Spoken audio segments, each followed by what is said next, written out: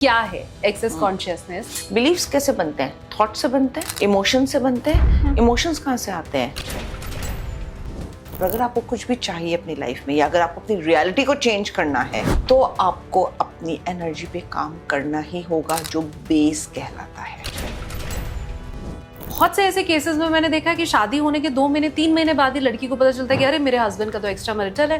उसको भी पता चलता है कि उसके सास ससुर तो उसको प्यार से रखना तो बहुत दूर की बात है, उसको ठीक ढंग से देखते भी नहीं है। यहाँ पे आपका कॉन्शियस और सबकॉन्शियस माइंड बहुत मेजर प्ले करता है। कॉन्शियस माइंड और सबकॉन्शियस माइंड में अंतर जानिए आप। जिस लड़की का उसके हस्बैंड के साथ बुरा रिलेशन है, डेफिनेटली उसकी एक्सटेंडेड फैमिली में या उसके अपने पेरेंट्स की रिलेशनशिप अच्छी नहीं। अगर मैंने देखा है कि मेरे माता पिता के रिश्ते आपस में अच्छे नहीं हैं और पूरा बचपन वही देख देख के मैं बड़ी हुई हूँ, तो इस लिहाज से तो मुझे फिर अच्छा रिलेशनशिप कभी नहीं मिल सकता। एक ही परिवार में 3 बच्चे, 3 अलग अलग कहानी। हाँ बिल्कुल ऐसा हो सकता है, क्योंकि उसका अपना माइंडसेट भी तो होता है। हमारी लाइफ में जो भी घटित हो रहा है, आप वो कह रही हैं कि वो हमने ही कहीं ना कहीं देखा हुआ है। हमारा सबकॉन्शियस माइंड उसको अडॉप्ट कर चुका है और इतना ज्यादा कर चुका है कि अब उससे अलग रह पाना मुश्किल हो जाता है। क्योंकि हमारी, मैं बताऊं, और बॉडीज में कैसे आती है। डॉक्टर ने कहा अगर ये एक भी दिन लेट हो जाती तो ये डायलिसिस पे चली जाती। इसकी किडनीज इस कदर इन्फेक्टेड थी। अगर आपको पता है, आप साइंस को चैलेंज करने अरे I can show you the documents. वो कौन सी स्टेज होती है जब हमें ये पता चले कि अब तो हमें डॉक्टर की नहीं बल्कि वर्षा जी की जरूरत है? कैसे पता चलेगा? हर इंसान को कहीं ना कहीं ऑल्टरनेटिव मेडिसिन की जरूरत पड़ती है, एनर्जी मेडिसिन की जरूरत पड़ती है। बहुत मेहनत कर रही हूँ, मेरा प्रमोशन ही नहीं हो रहा। मैं बहुत मेहनत कर रही हूँ पर बिजनेस में मुझे लॉस ही हो रहा है। तो ये कैसे एक्सेस कॉन्शियसनेस से रिलेटेड है? ये कैसे पता चलेगा कि मेरी प्रॉब्लम के लिए आपको मेरा आकाशिक करना है और वहाँ कुछ राज छुपे हुए हैं जो देखना है और कॉर्ड कट करना है, या हमें एक्सेस कॉन्शियसनेस के थ्रू इलाज चाहिए? आ जाओ, एक्सेस के क्लासेस में बैठो, तुम्हारा पास्ट भी और प्रेजेंट अच्छा करते हैं। अगर तुम्हें बहुत ज़्यादा क्यूरियोसिटी है कि नहीं जी मुझे तो देखना ही है कि मेरा पास्ट क्या था, मैं ऐसे क्या कर्म करके आ रही हुई तो मुझे ये सब देखना पड़ रहा है, तो करा लो। अगर हस्बैंड वाइफ के साथ अब्यूजिव है, अगर बच्चे के साथ बचपन में गलत हुआ, अगर बॉस ने अपने एम्प्लॉय को बिना वजह चिल्लाया, सबके सामने बेइज्जत किया, तो ये सारी चीजें मेरे माइंड में जो पॉइंट्स हैं उनको टैप करके कैसे ठीक होगी? नमस्ते, प्रणाम, जय श्री कृष्ण, राधे राधे। आप देखना शुरू कर चुके हैं चिंतामणि विद एसकेटी यानी कि मैं शालिनी कपूर तिवारी। कई बार आपने महसूस किया होगा कि आप एक ऐसे चक्रव्यूह में फंस गए हैं जिससे लाख कोशिश के बाद भी आप बाहर नहीं आ पा रहे। संभवतः आपने बहुत से जतन भी किए होंगे उसके लिए। शायद आपने कुंडली दिखाई होगी, आप हस्तरेखा विशेषज्ञ के पास गए होंगे, डॉक्टर को दिखाया होगा। बावजूद इसके आपकी समस्या का हल आपको नहीं मिल पा रहा होगा। संभवतः आप गलत दिशा में प्रयास कर रहे हैं। हो सकता है रास्ता कहीं और है, कोशिश कहीं और से की जा रही है। आज के पॉडकास्ट में हम समझेंगे कि एक्सेस कॉन्शियसनेस क्या है, इसमें क्या हर परेशानी का हल छुपा हुआ है, ये क्या फिजिकल और मेंटल दोनों तरह से काम करती है, क्या आपके लिए कितनी जरूरी है या नहीं है, दोनों ही परिस्थिति के ऊपर हम बात करेंगे। पॉडकास्ट में मेरे साथ जो मेहमान हैं, पहले चिंतामणि में आप उन्हें देख चुके हैं। हमने आकाशिक रिकॉर्ड्स के ऊपर उनसे पहले बात की थी। वर्षा सेंगल जी मेरे साथ मौजूद हैं, लेकिन मैं आपको बताऊं आज टॉपिक थोड़ा बदल गया है। आकाशिक रिकॉर्ड्स की नहीं, आज हम बात करने वाले हैं आपके दिमाग की और किस ढंग से वो काम कर रहा है उसकी हम बात करेंगे। एक्सेस कॉन्शियसनेस की हम बात करेंगे। बहुत स्वागत है वर्षा जी आपका। Thank you Shalini. क्योंकि इसके पहले इस विषय के ऊपर मैंने कोई पॉडकास्ट किया भी नहीं है और मैं वाकई जानती भी नहीं हूँ कि क्या है एक्सेस कॉन्शियसनेस। तो मुझे लगता है शुरुआत अगर हम इसके साथ ही करें, मैं ये मान के चल रही हूँ मुझे नहीं मालूम है तो मेरे व्यूवर को भी नहीं मालूम है कि क्या होता है। तो शालिनी, ये बात मैं मानती हूँ कि इंडिया में अभी इतना पॉपुलर नहीं है, फिर भी बहुत चलता है। ये एक यूएस कंपनी का है। इसके को founder Gary Douglas and doctor Dain Heer Americans हैं, फॉरेनर्स हैं। पर ये इतनी अच्छी साइंस है, I will say it a science, क्योंकि ये डायरेक्टली आपकी सेल्स पे काम करती है, ह्यूमन बॉडी की सेल्स पे। ये तो आप मानते हो ना शालिनी कि हमारी पूरी फिजिकल बॉडी जो रन हो रही है, ऑर्गन्स हैं, टिश्यूज हैं, ब्लड है, उनका बेस सेल्स है। और सेल्स में ही सब कुछ इंक्रिप्टेड है एनर्जी वाइज। हम लोग एक एनर्जी बीइंग है फिजिकल फॉर्म में, सब कुछ एनर्जी ही है। वो एनर्जी कभी भी डिस्ट्रॉय या क्रिएट नहीं होती, वो सिर्फ ट्रांसफॉर्म होती है। एक्सेस कॉन्शियसनेस जो आपकी रूट्स है, उसमें जो बेस एनर्जी का है, उसे ट्रांसफॉर्म करती है। तो अगर आपने सुना होगा कि अगर आपको कुछ चाहिए लाइफ में, मैनिफेस्टेशन की बात करते हैं ना लोग, कि आपको अपनी वाइब्रेशंस हाई करनी पड़ती हैं। अब वो आप वाइब्रेशंस कैसे हाई करते हो? Vibrations is another form of energy rising. उसमें वाइब्रेशंस हो गई, आपके सेंसेशंस हो गए, उसे आप कैसे भी कह सकते हो, वो आप राइज कर रहे हो उसको। अगर आपको कुछ चाहिए जो 10वें माले पे है, मैं आज एग्जाम्पल आपको बता रही हूँ, आपकी आस्क है वो 10th फ्लोर पे है और आप हो अभी बेसमेंट में या फर्स्ट फ्लोर पे, कोई एस्केलेटर नहीं है वहाँ पे जाने के लिए। आपको अपनी एनर्जीज को राइज करना पड़ेगा, वाइब्रेशंस को हाई करना पड़ेगा। उस एनर्जी को राइज करने के लिए एक्सेस कॉन्शियसनेस बहुत अच्छे से काम करता है, क्योंकि वो स्टकनेस सारी रिलीज करता है, फ्रोजन एनर्जीज रिलीज करता है, और वो आपको लाइटनेस में लाता है। और अगर आपको कुछ भी चाहिए अपनी लाइफ में, या अगर आपको अपनी रियलिटी को चेंज करना है, तो आपको अपनी एनर्जी पे काम करना ही होगा, जो बेस कहलाता है। मैं नहीं समझी, अगर मैं एक एग्जाम्पल के जरिए आपसे समझना चाहूँ, हाँ, तो मुझे आप बताएं कि कैसी परिस्थिति है, या कोई शख्स, लेट्स से हम एक इमेजिनरी वर्ल्ड में अगर जाएं, तो मुझे आप विद एग्जाम्पल समझाइए कैसे। So if you are suppose एक क्लाइंट आता है मेरे पास, वो रिलेशनशिप में स्टक है। अब अगर वो रिलेशनशिप में स्टक है या फिनेंशियल उसको प्रॉब्लम्स आ रही हैं, तो कहीं ना कहीं उसकी एनर्जीज स्टक हैं। और एनर्जीज स्टक कैसे होती हैं? आपके बिलीफ सिस्टम से। Your point of views create your reality. आपको क्या लगता है एक अमीर आदमी रातों रात अमीर बन जाता है? नहीं, उसका बिलीफ सिस्टम होता है कि पैसा कमाना बहुत आसान होता है। यहीं पे दूसरा आदमी होगा, वो सोचेगा, उसके अगर पास पैसा नहीं भी होगा ना, पैसा कमाना बड़ा मुश्किल है। एक सेइंग सुनी होगी ना, उतने चादर पैर फैलाओ जितनी लंबी तुम्हारी चादर है। हाँ। है ना? आपका बिलीफ ऐसे बन गया, क्योंकि हम लोग ऐसे परिवारों से आए हैं। बहुत लोगों को आपने कैसे सुना होगा, या पैसा कोई मुझे बड़ी मुश्किल चीज नहीं लगती, मैं वैल्यू ऐड करूंगा तो लोग मुझे पैसा आराम से दे देंगे। आपकी सोच डिटरमाइन करती है आपको क्या चाहिए लाइफ में। और यही चीज आपकी रिलेशनशिप, अगर किसी को लगेगा रिलेशनशिप मुझे मतलब प्यार करने वाला बड़ी मुश्किल से मिलता है, तो आपको बहुत मुश्किल से मिलेगा। लेकिन अगर दूसरे को लगेगा कि आसानी से मिल जाता है, तो उसको बड़ी आसानी से मिल जाएगा।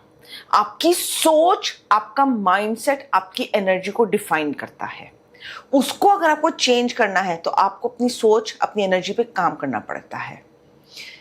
There is a famous book known as rich dad poor dad. अगर आपको कुछ चाहिए, आपके अपने बिलीफ सिस्टम से काम करना पड़ता है। आपके बिलीफ सिस्टम एनर्जी की फॉर्म में आपके अंदर है। बिलीफ सिस्टम कहाँ से आते हैं? आप जिस फैमिली से बिलोंग करते हैं। हाँ। हम बचपन में सुनते हैं ना, अब इतना खुश हो गया ना, अब देख तुझे रोना पड़ेगा, तो आपने एक अपर सीलिंग सेट कर ली। या पैसा बड़ी मुश्किल से कमाया जाता है, इतना आसान नहीं होता पैसा कमाना, बड़े फूक फूक के कदम पर रखने पड़ते हैं और लोगों की 50 बातें सुननी पड़ती है, तब जाके पैसा आता है हमारे पास। पर हर कंडीशन में ऐसा ही हो ये तो जरूरी नहीं। ये मैं इस लिहाज से कह रही हूँ कि ज्यादातर लड़कियों की जब शादी होती है, वो कोई भी उम्र हो, लेकिन बुरे सपने के साथ तो कोई नहीं करता। हर लड़की यही सोचती है कि हमारा अच्छा परिवार होगा, सब हमें प्यार करेंगे, हमारे सास ससुर का बड़ा लाड मिलेगा, पति बहुत अच्छे से रखेगा। बट बहुत से ऐसे केसेस में मैंने देखा कि शादी होने के 2 महीने 3 महीने बाद ही लड़की को पता चलता है कि अरे मेरे हस्बैंड का तो एक्स्ट्रा मैरिटल है। उसको ही पता चलता है कि उसके सास ससुर तो उसको प्यार से रखना तो बहुत दूर की बात है, उसको ठीक ढंग से देखते भी नहीं है। तो वो चीज जो मैंने मैनिफेस्ट तो बड़े अच्छे से की थी, मैं बचपन से ये मानती आई, क्योंकि लड़कियों को हमेशा सिखाया जाता है वर्षा जी कि एक राजकुमार आएगा, तुम्हें लेके जाएगा। आप वही सोचते हो, वही समझते हो, और फिर जब आप शादी करके जाते हो तो आप कहते हो कि ये तो पैरों तले जमीन खिसक गई। आपका माइंड को कैसे अपब्रिंगिंग की जाती है, हाँ। बोलने और जो आप जिस एनवायरनमेंट में हो उसमें डिफरेंस आ जाता है। यहाँ पे आपका कॉन्शियस और सबकॉन्शियस माइंड बहुत मेजर प्ले करता है। कॉन्शियस माइंड और सबकॉन्शियस माइंड में अंतर जानिए। अब आप कॉन्शियसली सिर्फ आपका 10 to 12% इफेक्टिव होता है और 80 to 90% आपका सबकॉन्शियस इफेक्टिव होता है। हम सोचते हैं कि हम जिंदगी सोच के चला रहे हैं, पर जितना भी करता धरता जो है वो एक्चुअली में सबकॉन्शियस माइंड आपका देख रहा है। बोलने से क्या जाता है, अगर आप उस एनवायरनमेंट में हैं जहाँ पे आप देख रहे हैं कि आपकी मदर को कभी रिस्पेक्ट नहीं मिली या दादा दादी को कभी रिस्पेक्ट नहीं मिली, या रिश्तेदारियों में जहाँ पे आप अगर एक जॉइंट फैमिली में बड़ी में पले बड़े हैं, वहां पर अगर अब्यूज, आपने वर्बल अब्यूज या फिजिकल अब्यूज किसी भी तरह का रिलेशनशिप में देखा है, आपका सबकॉन्शियस माइंड उस देखने को, तभी तो कहते हैं हमारी इंद्रियां बड़ी वो होती हैं, उसे कैच करता है और वो ही चीज फिर आपके सामने रिफ्लेक्ट हो जाती है। I can vouch for it. जिस तरह का रिश्तेदारी आपकी अपने पेरेंट्स से होगी, वैसा ही आप अपना लाइफ पार्टनर अट्रैक्ट करते हैं। अच्छा, कितनी जगहों पे ये रिश्तेदारी, आप लड़कियों से पूछे ना, जिन लड़कियों ने अच्छा मैनिफेस्ट किया ना लाइफ पार्टनर, 100% उनकी अपने संबंध अपने मम्मी पापा से और उन्होंने जो उनके अपने पेरेंट्स के संबंध बहुत अच्छे रहे होंगे।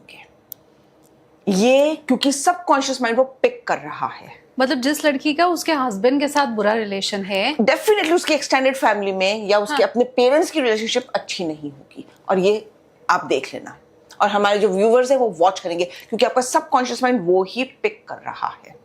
हमेशा बोलने से ही नहीं, उसके पीछे की एनर्जी से आदमी सबकॉन्शियस माइंड सारा कुछ पिक करता है। तो इस लिहाज से तो मेरे जीवन में कभी कुछ बदलेगा ही नहीं। अगर मैंने देखा है कि मेरे माता पिता के रिश्ते आपस में अच्छे नहीं हैं और पूरा बचपन वही देख देख के मैं बड़ी हुई हूँ, तो इस लिहाज से तो मुझे फिर अच्छा रिलेशनशिप कभी नहीं मिल सकता। क्यों? तभी तो काम करता है एक्सेस कॉन्शियसनेस पे, क्योंकि एक्सेस कॉन्शियसनेस क्या करती है, वो स्टक एनर्जीज जो है, फ्रोजन एनर्जीज जो है, वो सारी रिलीज कराती है आपकी सेल्स पर से। ये एक ऐसी मोडालिटी है जो डायरेक्टली आपकी सेल्स पे काम करती है और साइंस से प्रूव कर चुका है। हेल्दी पर्सन में जो भी सेल्स होती हैं वो स्फेरिकल शेप में होती हैं, पर जैसे ही आदमी थोड़ा सा स्ट्रेस में होता है या डिजीज होती है या कोई इलनेस होती है, तो ये साइंस प्रूव कर चुका है कि सेल्स इलेप्टिकल शेप में होने लगती हैं। जब आप बार्स रन करते हो, एक्सेस कॉन्शियसनेस की क्लासेस करते हो, जो हाईली रिकमेंडेड होती हैं, जो क्लासेस कहने का नाम है वो हीलिंग ट्रांसफॉर्मेटिव क्लासेस होती हैं और सिर्फ इन पर्सन की जाती है, वहां से वो सारा स्ट्रेस रिलीज करने लगती है, हैवीनेस रिलीज करने लगती हैं और दोबारा से स्फेरिकल शेप में हो जाती हैं। कैसे? Heavy belief systems. बिलीफ्स कैसे बनते हैं? थॉट से बनते हैं, इमोशन से बनते हैं। इमोशंस कहाँ से आते हैं? Electron, photon, neutron. चलो इसे और मैं आपको डिटेल में बताती हूँ। आपका ऑरा है, we all have aura. English में हम इसको इलेक्ट्रोमैग्नेटिक फील्ड कह देते हैं। कैसे डिटरमाइन होती है electromagnetic field? Positive negative neutrons पे। ये electrons, photons, neutrons.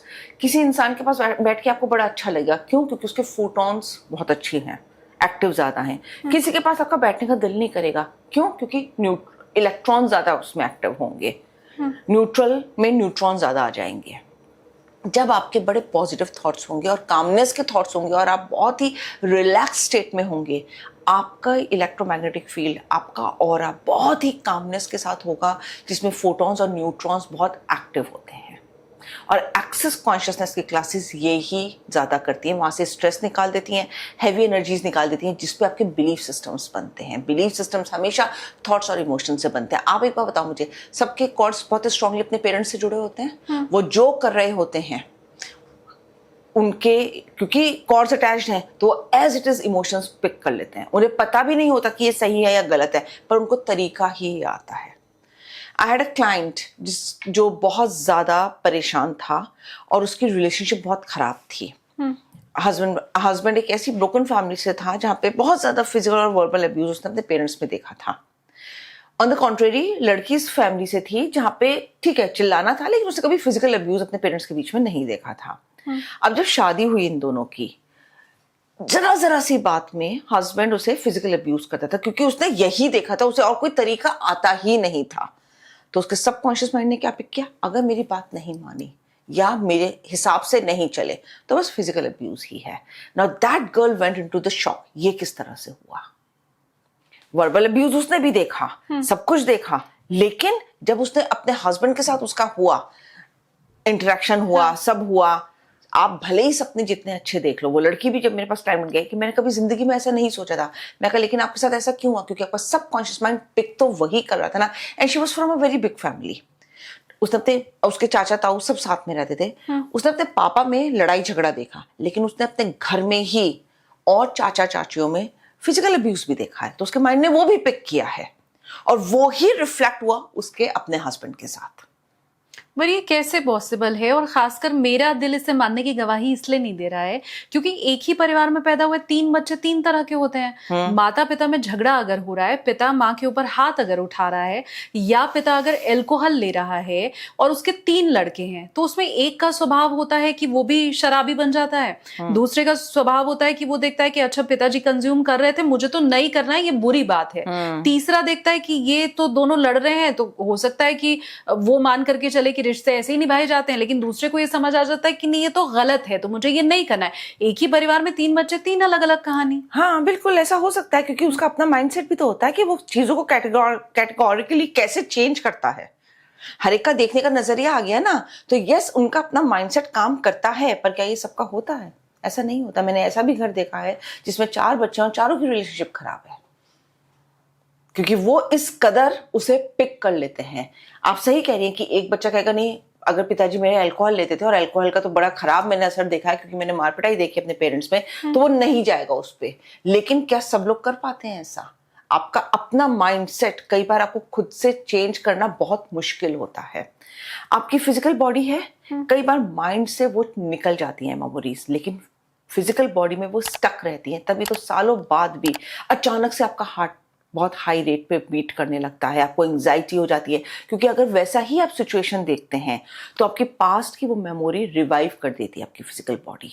Frozen emotions होते हैं आपकी बॉडी में, तभी आपको पेन्स, एक्स और ये सारी सिस्टम्स होते हैं। आपको एकदम से लगेगा जैसे आपकी चेस्ट टाइट हो गई, स्टमक में आपको प्रेशर फील होगा, आप बहुत ज़्यादा एंशियस हो जाएंगे, आपको फियर आ जाएगा एकदम से, और अनडिफाइंड फियर आ जाएगा। वो यही चीज़ दिखाता है कि अरे अगर मेरे साथ ऐसा हो गया तो मैं कैसे करूँगी या करूँगा। मतलब हमारी लाइफ में जो भी घटित हो रहा है, आप वो कह रही हैं कि वो हमने कहीं ना कहीं देखा हुआ है। Right. हमारा सबकॉन्शियस माइंड उसको अडॉप्ट कर चुका है और इतना Right. ज्यादा कर चुका है कि अब उससे अलग रह पाना मुश्किल है। मुश्किल हो जाता है, क्योंकि हमारी, मैं बताऊं, और बॉडीज में कैसे आती है शालिनी जी, क्योंकि हमारी फिजिकल बॉडी एक स्पॉन्ज बॉब की तरह होती है जो इन्वायरमेंट को ऐसे सक कर लेती है। जो भी हो रहा है इन्वायरमेंट में, आपको पता चले या ना चले, पर वो सक करना शुरू कर देती है और उसी के बेसिस पे वो जिंदगी जीना शुरू कर देती है। अब देख लो ना, एक टाइम के बाद कहते हैं ना हस्बैंड वाइफ की शक्ल मिलने लगती है। हाँ।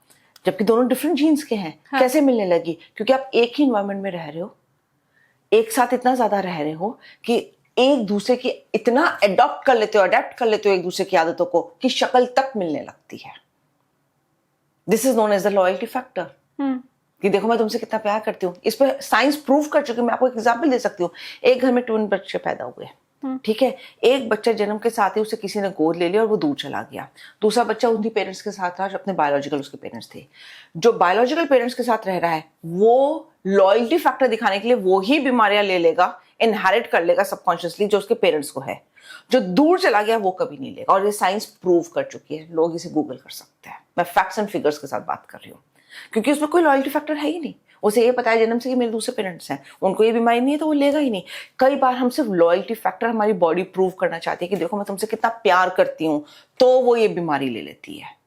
मैं चाहती हूँ मेरे व्यूअर्स, खासकर अगर आप खुद से रिलेट कर पा रहे हैं तो मुझे कमेंट करके ज़रूर बताइए। स्पेशली ये कि अगर आपके माता पिता का रिलेशन अच्छा था, फिर आपका भी अच्छा रहा, उनका बुरा था, आपका भी बुरा रहा, ऐसा आप कुछ भी महसूस कर पा रहे हैं अभी तक की हमारी बातचीत में, तो प्लीज़ आप मुझे कॉमेंट कीजिए और उसके बारे में ज़रूर बताइए। तो मुझे आप ये बताएं कि इसमें फिर बच्चे का, मुझे जितना समझ में आ रहा है, बहुत रोल है नहीं, ना उसका कोई दोष है माता पिता इसमें। ना मैं आपको एक बात बताती हूँ। ऑफ कोर्स देखिए, आज भी हमारे इंडियन कल्चर में अब्यूजेस होते हैं। कुछ चीज़ों को छोड़ दीजिए, क्योंकि अब हम मेट्रोपॉलिटन शहरों में रहने लगे हैं, बहुत ज़्यादा जागरूक हो गए हैं, गर्ल्स भी बहुत इंडिपेंडेंट होने लगी हैं, लेकिन फिर भी बहुत ज़्यादा हमारे यहाँ डिवोर्स रेट नहीं है। और ये कहा जाता है भाई जैसी भी शादी है तुम उसको निभाओ। लेकिन इसमें एक रोल आता है कि चाहे जैसा भी घर है, मदर अगर ये बोले ना बेटा इट्स ओके, ये यहाँ पे ऐसा है, तुम इसको ज़्यादा दिल पे मत लगाओ। क्योंकि मैंने ऐसे भी पेरेंट्स देखे हैं जो मेरे पास आए हैं, उनका कि भाई ठीक है, हमारे घर में हमारे कोई ऐसी प्रॉब्लम थी, लेकिन मैंने अपने बच्चों को इस तरह से नर्चर किया कि इसको ज़्यादा दिल से लगाने की ज़रूरत नहीं है, तुम्हारे फादर की ऐसी आदत है, पर तुम इसको अपना इतना ज़्यादा मत सोचो, तुम अपने बारे में सोचो।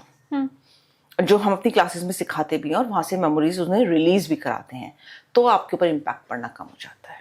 ये बात भी मैं आपको मेमोरी रिलीज कराते हैं। एब्सोल्युटली। बार्स क्या होते हैं? बार्स 32 पॉइंट्स होते हैं सर पे। हाँ. और आपके अंदर जितना भी चार्ज होता है फिनेंसेस को लेकर, रिलेशनशिप को लेकर, एज को लेकर, डिफरेंट एरियाज को लेकर, क्योंकि आपकी एक शालिनी मेरे सामने बैठी, लेकिन उसकी लाइफ के एरियाज बहुत सारे हैं।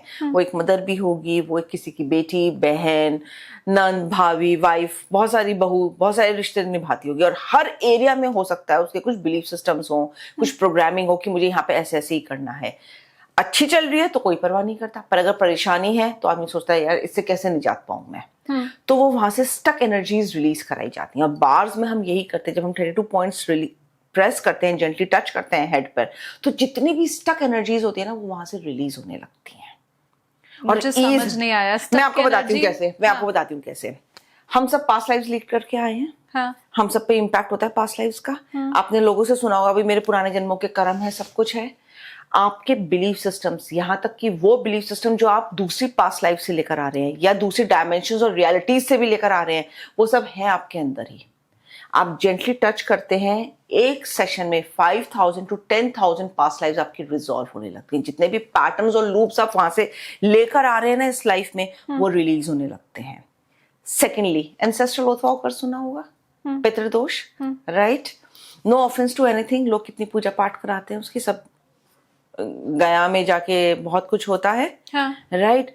सिर्फ आप वो पॉइंट्स प्रेस करो, वहां से आपके कर्स, ओथ, वाव तक रिलीज होने लगते हैं। I have the testimonies. Secondly, kidney में गॉल ब्लैडर, कई बार किडनी में स्टोन हो जाता है। हाँ. क्योंकि ये स्टक इमोशंस हैं आपके। Got it? आजकल कितना हेयर फॉल होना स्टक इमोशन है। एब्सोल्युटली। आपका, मैं दूसरों को छोड़ो Shalini, I take my example.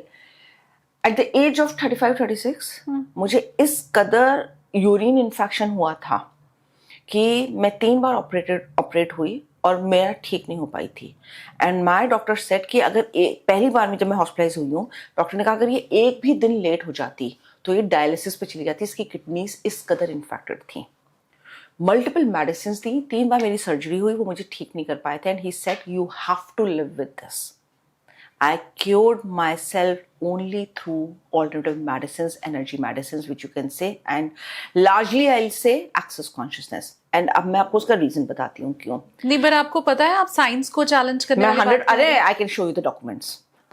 I'm okay to challenge the science now. I'm really okay to challenge the science now. And I have the testimonies. People मेरी वेबसाइट पर देख सकते हैं। When I'm talking like this, I can vouch for it. Now listen to it. मुझे क्यों? मैं ये नहीं चाहती वर्षा जी कि मेरा वो व्यूअर जो आपको इस समय सुन रहा है वो अपनी सारी दवाइयां छोड़ के नहीं, मैं ये नहीं कह रही हूँ दवाई छोड़ दे। नहीं, ये गलत मैसेज नहीं पहुंचना चाहिए। नहीं, मैं ये बिल्कुल नहीं कह रही हूँ। I have deep respect for science. मैं ये कभी भी नहीं कहूंगी कि अपनी दवाइयां छोड़ दो। पर कोई अगर ये सुन रहा है कि आपकी किडनी प्रॉब्लम जो मेडिसिन से ठीक नहीं हुई, डॉक्टर से ठीक नहीं हुई, वो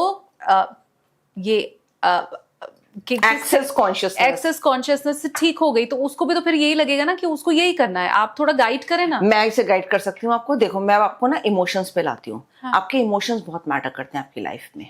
आपकी पूरी वेलबींग में इमोशनल और मेंटल हेल्थ आपने सुनी होगी। इमोशनल हेल्थ क्या होती है? स्ट्रेस फ्री रहो, ज्यादा किसी से उम्मीद मत रखो, अपने कॉर्ड्स को अपने तक ही रखो, अपने आप से मोहब्बत करो। ज्यादा दूसरों से मोहब्बत करोगे तो एक्सपेक्टेशंस में जाओगे, तुम्हें दुख होगा। ये इमोशनल है। यही चीज आपकी मेंटल वेलबींग में आ गई, इंटरकनेक्टेड हो गई ना आपको, नहीं तो स्ट्रेस होगा मेंटल से। अब मुझे पता है किडनी प्रॉब्लम क्यों हुई थी। अब मैं आपको इसका मेटाफिजिकल वर्क बताती हूँ, और ये मैंने रिसर्च कर रखी है। और ये जितने भी लोग एनर्जी मेडिसिन में होंगे वो इस चीज से रिलेट करेंगे, गूगल कर सकते हैं। आपके lower chakras, kidney come in the sacral chakra. आप इतने पॉडकास्ट करते हैं, आपको पता होगा चक्रास के बारे में, लोगों को पता होगा। Root chakra is for survival and sacral chakra is for connections अपने भाई बहनों और इन सब से। I had a pathetic relationship with my siblings and parents, और उसका इतना खराब मेरे को इम्पैक्ट आया था कि मेरी किडनीज और यूरिन में बहुत ज़्यादा इन्फेक्शन हो गया था। जब and that was not curable, what doctors told to me. 3 बार सर्जरी आसान नहीं होती, इतना ज़्यादा हॉस्पिटलाइजेशन, मेडिसिन एंड सब कुछ। जब मैं आपको बता रही हूँ कि डॉक्टर ने ये कहा था कि अगर ये एक दिन भी लेट हो जाती तो उसे डायलिसिस पे जाना पड़ता। Dialysis is not a small thing, you know it very well. Now मुझे ये सब पहले कुछ भी नहीं पता था। मैं आई हूँ इस साइंस में, और उसके बाद बाय गॉड्स ग्रेस कैसे मैंने अपना आकाशिक हुआ और पास्ट लाइफ रिग्रेशन देखा और सब कुछ उसमें देखा। And after that I started working on my emotions. और जैसे जैसे मैंने अपने इमोशंस और कॉर्ड्स पे काम करना शुरू किया, बैलेंसिंग किया चक्रास को, ऑरा को, मेरी वो इशू रिजॉल्व हो गया। Coming next to this, and I have a testimony for this. Please लोग टेस्टिमनी देख सकते हैं मेरा, that mother has given me schizophrenia. Again I am not challenging the science. Schizophrenia 22-23 साल का जवान लड़का, and that's a case from Gurgaon. उस बच्चे को तो मैंने कभी देखा भी नहीं था। डिस्टेंट एक्सेस कॉन्शियसनेस के थ्रू मैंने उसकी हीलिंग करी है, और आकाशिक के थ्रू भी करी है। उसने मेडिसिन लेता रहा था वो, और उसकी मदर ने मुझसे एनर्जी मेडिसिन भी कराई थी, alternate medicine. With in 4 to 5 months वो लड़का ठीक हो गया था। नेक्स्ट, एक लेडी के गॉल ब्लैडर में स्टोन्स थे और थायराइड था उसको। डूइंग दीज क्लासेस 4.5 months, और ये मैं भी आपको बता रही हूँ, उसने नवंबर में कोर्स किया है, और विद इन 10 days उसने मुझे टेस्टिमनी दे दी थी। उसकी थायराइड की दवाई उसने बंद कर दी थी लेनी। उसके बाल बहुत झड़ रहे थे, बाल झड़ने बंद हो गए थे। राइट, कितना मेजर प्रॉब्लम है आजकल। बाल झड़ने बंद हो गए थे उसके, और उसे बेबी कंसीव करने में दिक्कत हो रही थी। और उसने कहा था कि कुछ हम एक्सेस कॉन्शियसनेस में मसल टेस्ट और ये सब कराते हैं। उसने कहा मेरी बॉडी कह रही है कि I can go without IVF and have a baby. और मैं आपको इसके कितनी सारी, मैं बहुत सारी चीज़ों का भी बोलना नहीं चाह रही, बट मेरे पास इसकी टेस्टिमनीज हैं जिसमें बहुत ख़राब केसेस में भी हमने इसमें रिजल्ट्स दिए हैं। बट वो कौन सी स्टेज होती है जब हमें ये पता चले कि अब तो हमें डॉक्टर की नहीं बल्कि वर्षा जी की ज़रूरत है? कैसे पता चलेगा? ओके, नाउ हर इंसान को कहीं ना कहीं ऑल्टरनेटिव मेडिसिन की ज़रूरत पड़ती है, एनर्जी मेडिसिन की ज़रूरत पड़ती है। मैं इस लाइन में बहुत लेट आई, लेकिन मुझे लगता है कि जिस ट्रॉमा से मैं गुजर रही थी, शायद मुझे बहुत पहले आना चाहिए था। I was totally emotionally mentally devastated. और क्योंकि हमारी सोसाइटी कभी इस बारे में बताती नहीं है। और शालिनी जी एक बात बताओ, आज से 18-20 साल पहले इतना मीडिया एक्टिव नहीं था, इस बारे में कोई बात नहीं होती थी। ज़्यादा से ज़्यादा हम क्या सुनते थे, पुराने जन्म के कर्म है, PLR होता है, क्योंकि उस टाइम पर एक शो आता था राज पिछले जन्म का। लेकिन वो इतना ज़्यादा हर एक कोई आदमी अफोर्ड भी नहीं कर सकता था, क्योंकि इतने लोग नहीं थे। पर अब तो अवेयरनेस है, अब तो स्पिरिचुअलिटी, और कोरोना के बाद तो बहुत ज़्यादा हाई पे हो गई है। और लोग समझने लगे हैं कि इमोशंस की क्या, मतलब कैसे आप इमोशंस को ठीक कर सकते हो अपने, और अपने ऊपर ध्यान दे सकते हो। तो जब मैं इस लाइन में आई थी तब, हाँ मैं मानती हूँ कि तब गूगल इतना नहीं पता था इनके बारे में, सब चीज़ें नहीं थी, तो मैं बहुत लेट आई, मुझे कोई गाइड करने वाला भी नहीं था। I was the chosen one, तो मैं आ गई इस लाइन में। पर अब तो लोग पॉडकास्ट के थ्रू सब कुछ जानते हैं। आप लो मेडिसिन, मैं ये मना नहीं कर रही हूँ कि आप मत लो, लेकिन आप प्लीज इसको भी करके देखो। We have a manual for foundation, and there are body processes which we make you do in the foundation classes.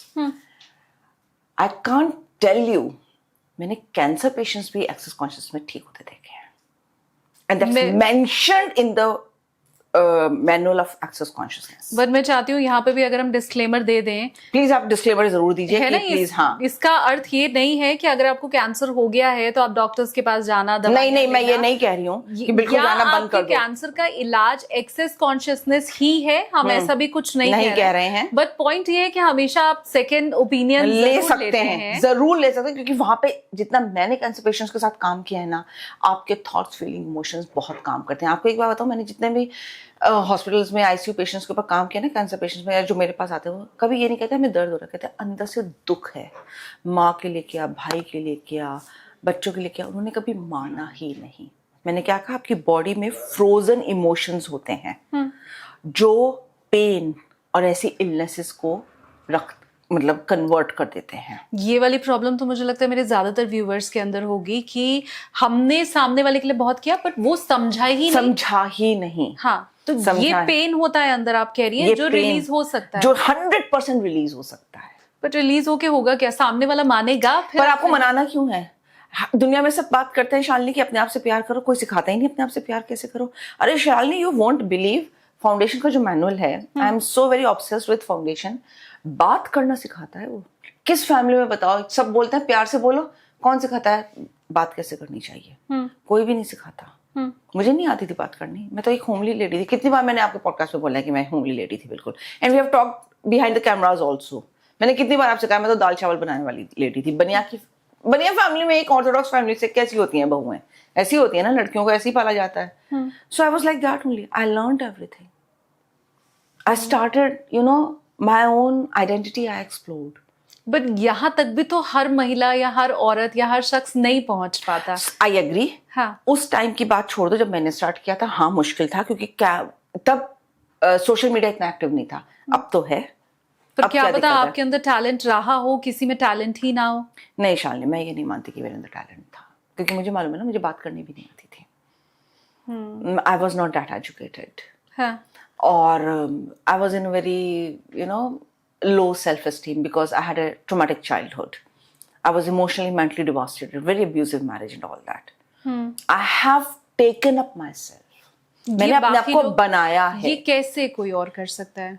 Access consciousness के थ्रू खड़े हो जाओ अपने लिए। आप अपने आप से पहले अपने अंदर का रिलीज करो। मैंने भी अपने ऊपर रिलीज किया है पहले। जब बार्स क्लास हम करते हैं ना, जब हम आपके ऊपर काम करते हैं, आपके पॉइंट्स रन करते हैं जो बार सर के अंदर होते हैं, वहाँ से स्टक एनर्जीज को रिलीज कराना शुरू करते हैं। अगर आपका बहुत ज़्यादा ट्रोमैटिक जिंदगी रही है तो आपके अंदर की यादें होंगी ना गंदी, जो आपको परेशान करती होंगी। कितने लोगों को नाइटमेयर्स आते हैं, कितने लोगों को घबराहट होती है बोलने से, कितने लोग कहते हैं हम अकेले नहीं चढ़ पाते, हम अपने लिए स्टैंड नहीं ले पाते। लर्न टू से नो कहना कितना आसान है, but no is a full sentence लोग कर ही नहीं पाते। पूरी जिंदगी, स्पेशली मैं लेडीज के लिए कह सकती हूँ, पूरी जिंदगी सिर्फ बात काम करती रहती हैं, अपने लिए बोल भी नहीं पाती। मैंने ऐसी लेडीज के साथ काम किया है जो चेयर पे बैठी हैं और फिर भी घर के लिए खाना बना रही हैं। किडनी में प्रॉब्लम है, बैठे बैठे काम कर रही हैं, लेकिन फिर भी पूरे सास ससुर को, देवर नंदों को खाना बना के खिला रही हैं। पर जिसे आप मुश्किल परिस्थिति कह रही हैं, मैंने बहुत सी ऐसी महिलाओं को देखा है जो चेयर पे बैठ के भी अगर खाना बना रही हैं तो वो इसे अपना कर्तव्य समझती हैं। माइंडसेट। हाँ, उन्हें लगता है माइंडसेट कहाँ से आया? बिलीफ सिस्टम से। हाँ। पेरेंट्स ने सिखाया, माता पिता ने, कहीं ना कहीं मुझे भी तो सिखाया गया होगा ये। आई टेल यू, मुझे टाइफाइड होता था। मेरे husband is into marketing and he used to come around sometimes at 12:30 and 1 o'clock। और मेरे अंदर मेरी माँ की आवाज़ आती थी, हस्बैंड आएगा तो उसे गरम गरम फुल्का बना के देना है। टाइफाइड हो रहा है, मैं उठूंगी और गरम थाली लगा के दूंगी और गरम गरम रोटी मेरे हस्बैंड को जिस तरह पसंद है वैसे दूंगी, और फिर जल्दी उठूंगी क्योंकि बच्चों को भी तैयार करके भेजना है। ये एक पत्नी का प्रेम नहीं हो सकता पति के लिए? I don't think that is a प्रेम। प्रेम क्या होता है? सिर्फ वाइफ की तरफ से होता है, हस्बैंड की तरफ से नहीं होता कि तुम लेटे रहो, इतनी तुम्हारी तबीयत खराब है मैं अपने आप ले लूंगा, या कुक रख लो। ठीक बात। राइट?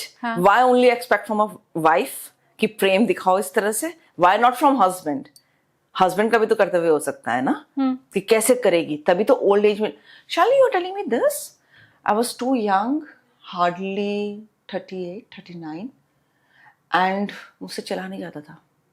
लंबे लंबे मॉल्स होते हैं, बेंचेस तो कहाँ रखने का रिवाज होता है मॉल्स में, एंड मैं सोचती थी मैं कैसे चलूंगी। मैं चल नहीं पाती थी 10 मिनट भी आफ्टर डूइंग दीज थिंग्स, क्योंकि मेरे स्टक इमोशंस थे वहाँ पे, पैरों में, थाइज में।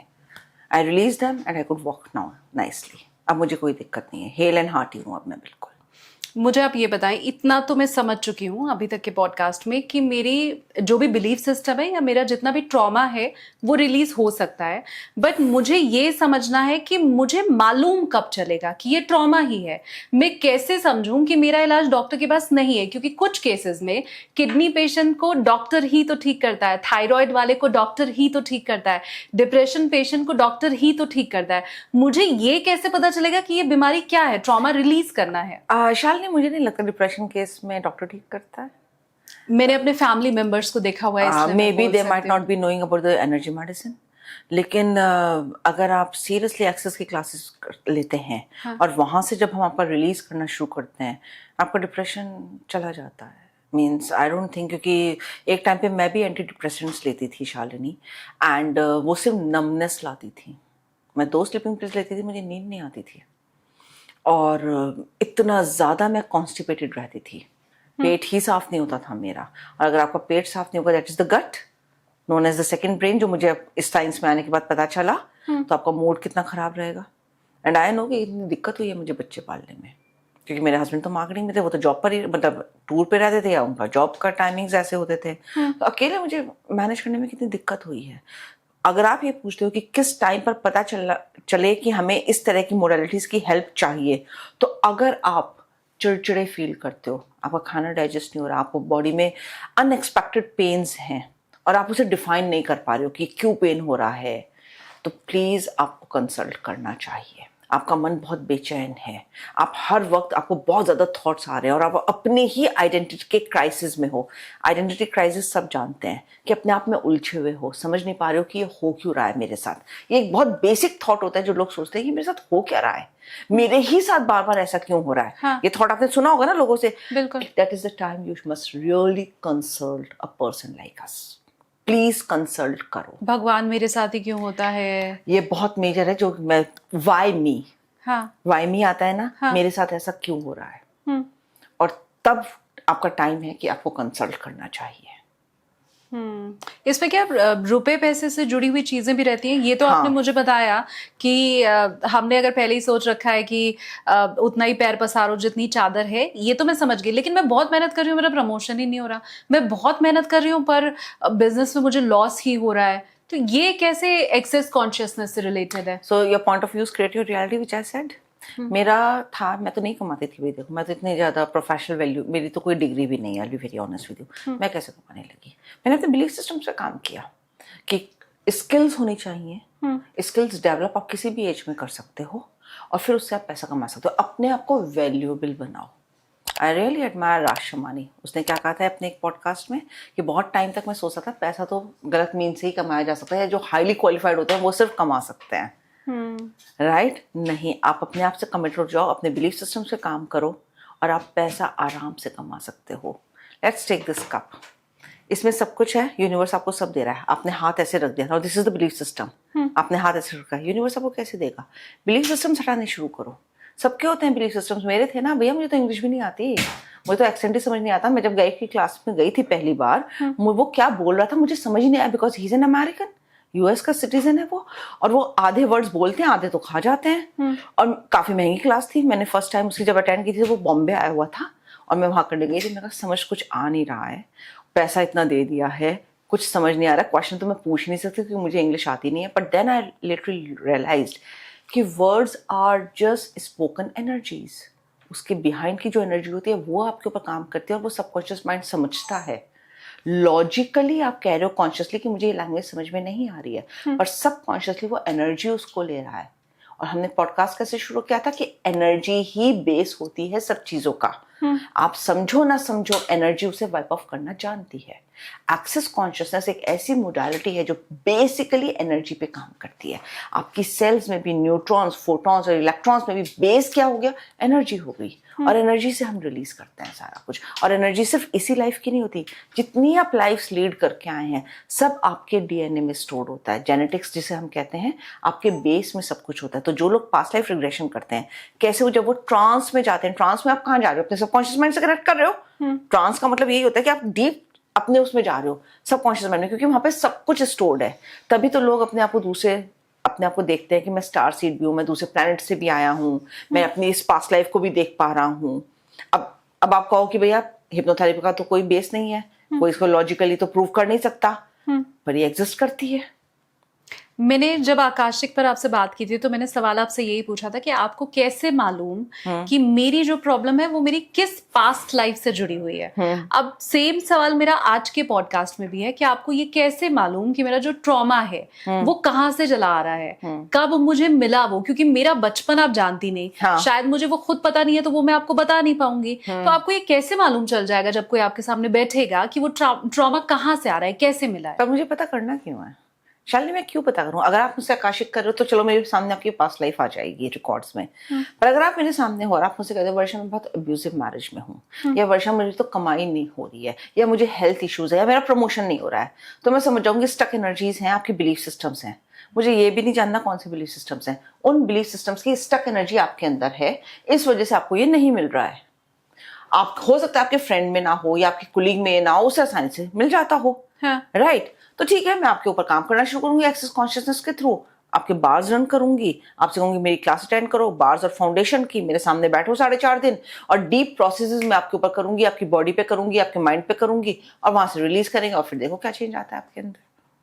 मेरे अंदर तो चेंज आ जाएगा, पर उससे वो चीजें जो मुझे नहीं मिल रही थी वो भी मिलना शुरू हो जाएंगी। बता तो रही हूँ, मैं आपको खुद बता रही हूँ ना कि किस कदर, मतलब मैं खुद हैरान हो जाती हूँ जब लोग मुझे टेस्टिमोनीज देते हैं। और ये आई हैड अ क्लाइंट, प्लीज लोग जाके जरूर मेरा पॉडकास्ट उस लेडी के साथ देखिए, भावना के साथ।